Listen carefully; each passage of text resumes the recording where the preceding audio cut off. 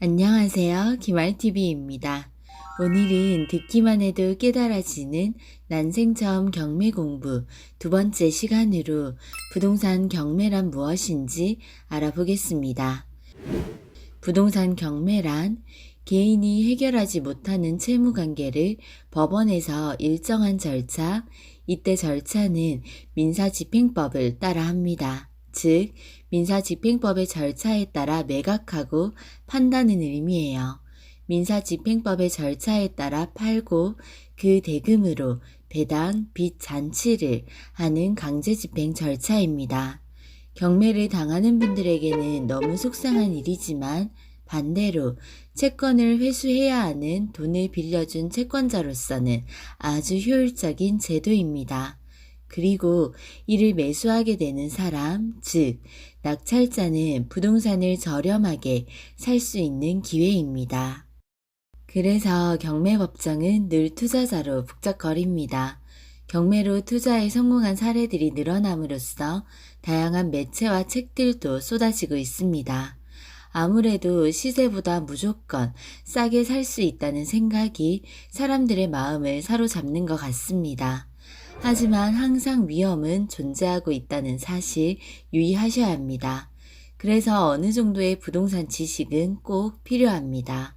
하나의 부동산이 경매에 처해지기까지 얼마나 험난한 과정들이 많겠어요. 채권자와 채무자 간의 대립, 돈을 빌려준 사람과 빌린 사람과의 대립은 팽팽하죠. 그에 따른 격한 분쟁, 수많은 법률적 요건 등 불편한 이야기들이 존재합니다. 그러나 이런 일련의 과정들을 이해하려면 관련된 법률과 부동산 지식을 전체적으로 잘 알고 계셔야 합니다. 이왕 공부하기로 마음 먹으셨다면 정확하게 알고 계시기 바랍니다. 모든 것을 정확하게 알지 못하면 접근 자체가 어려워지고요. 그러다 보면 경매를 하게 되더라도 내가 잘 아는 분야만, 간단한 권리 분석만, 임장이 간편하고 쉽고 명도가 쉬운 안전한 물건만 선호하게 되다 보면 경매로 수익 내기가 어려워집니다. 그래서 관련 법률과 부동산 지식의 심화가 수익률을 좌우한다고 보셔도 돼요. 모든 공부가 그렇듯 용어만 이해하고 계셔도 훨씬 듣는데 편해지실 거예요. 처음 접하시는 분들은 당연히 어려운 거니 너무 긴장하지 마시고요. 편안하게 들어보세요. 먼저 부동산 경매에 대한 전체적인 윤곽을 잡아보겠습니다. 부동산 경매의 종류, 분류부터 해보겠습니다. 다음 표는 우리나라에서의 넓은 의미의 경매를 표현한 것입니다. 이렇게 분류된 종류 중에 우리가 주로 다루고자 하는 내용은 공경매 중에서도 법원 경매에 관한 내용입니다. 우리가 흔히 말하는 법원 경매에는 임의경매와 강제경매가 있습니다. 두 경매 모두 법원에서 진행하는 것이고 절차도 동일하지만 경매의 성격과 향후 효과 면에서는 몇 가지 차이점이 있습니다. 먼저 강제경매는요, 법원에 집행 권한이 있어야 신청 가능합니다. 집행 권한을 지닌 채권자의 신청으로 채무자 소유의 부동산을 압류, 환가하여 그 매각 대금으로 채무를 실현하는 법원의 강제 집행 절차를 말합니다. 말이 너무 어렵죠. 즉, 돈을 빌려주고 돈을 받지 못한 채권자가 대신 토지나 건축물을 매도해서 돈을 되찾는 과정입니다. 이렇게 강제 경매는요, 법원에 소송을 제기해서 채권자가 원하는 판결문 등을 받은 후에 경매를 신청하는 것입니다. 즉, 경매를 신청하기 위해서는 법원에서 집행 권한을 먼저 받아야 합니다. 법원의 명령 등을 통해서 집행의 권리를 확보해둔 상태에서 할 수 있습니다. 그래서 해당 집행권을 근거로 경매를 신청할 수 있습니다. 자, 집행권한이라는 어려운 단어가 등장했죠. 집행권한이 뭐냐면요, 채권자가 채무자에 대하여 금전을 받을 수 있는 권리가 표시되고 그 청구권을 강제 집행할 수 있는 공적인 문서를 말합니다. 다음과 같은 것들이 집행권한이 될 수 있습니다. 확정된 이행 판결, 가집행 선고급 판결, 확정된 지급명령, 각종 조서, 공준된 금정채권 문서가 있습니다. 대표적인 집행권원으로는 판결문, 화해조서, 조정조서들이 있습니다. 개인 간의 돈 거래에서는 근저당권을 설정하지 않고 간단하게 차용증만 작성하고 돈을 빌려주는 경우가 많은데요. 이렇게 차용증 하나만 받아놨다고 해서 바로 경매를 신청할 수 없습니다. 법원에 해당 채권을 내용으로 하는 집행권원, 판결문을 받아서 경매를 신청해야 합니다. 이런 경매를 강제경매라고 합니다. 다음 임의경매는요. 담보권이 있으면 바로 신청 가능한 것을 임의경매라고 합니다. 담보물건, 근저당권, 저당권 등과 용익물건, 전세권 등의 권리자가 본인의 피담보채권이나 전세금 등을 변제받기 위해 경매를 진행하는 경우입니다. 강제경매와 달리 집행권원은 필요 없고요. 담보권의 존재를 증명하는 서류가 첨부되면 됩니다. 즉, 쉽게 말하면 근저당권이나 전세권처럼 담보권을 통해 별도의 소송 없이 바로 경매를 신청할 수 있는 것을 말합니다. 담보의 권리를 가진 사람들이 이를 매도해서 금전으로 보상받는 제도입니다.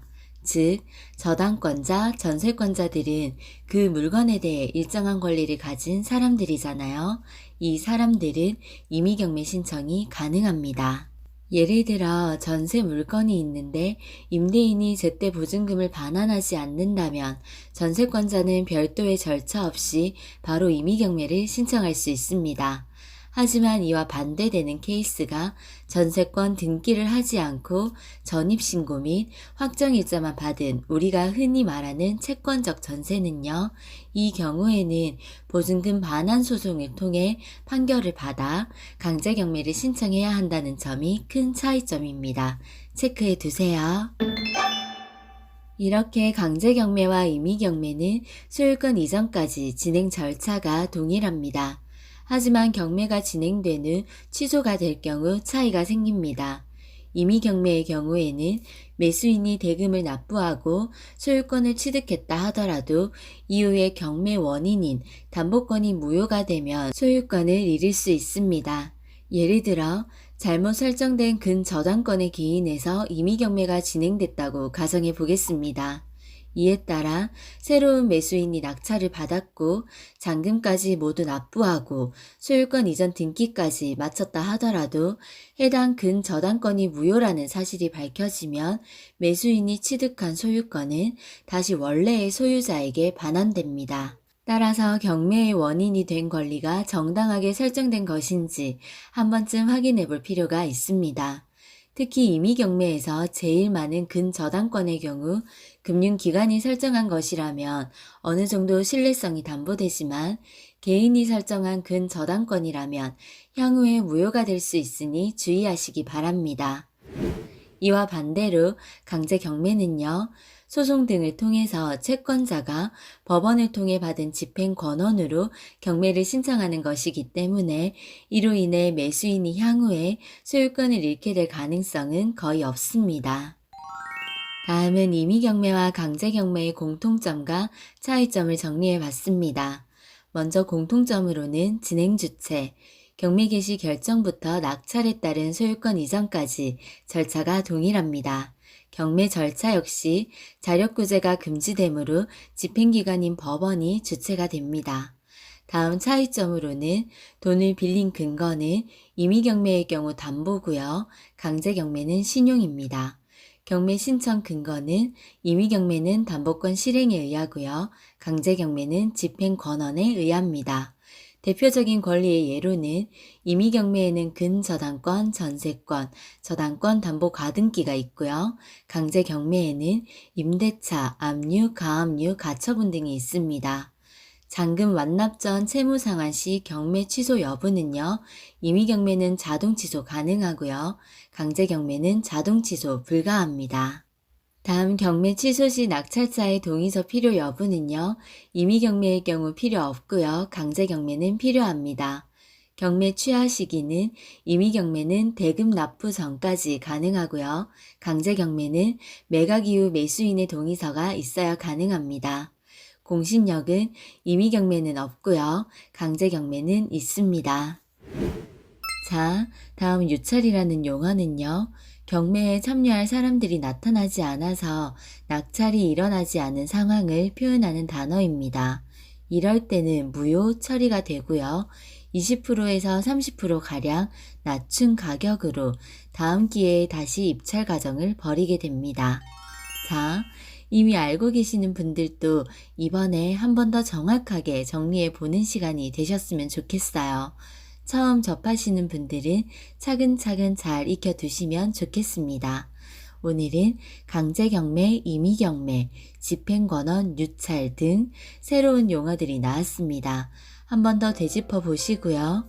오늘도 한 걸음 더 나아갔습니다. 그럼 오늘은 여기까지 하겠습니다. 저희는 다음 시간에 또 만나요. 모두 좋은 하루 보내세요.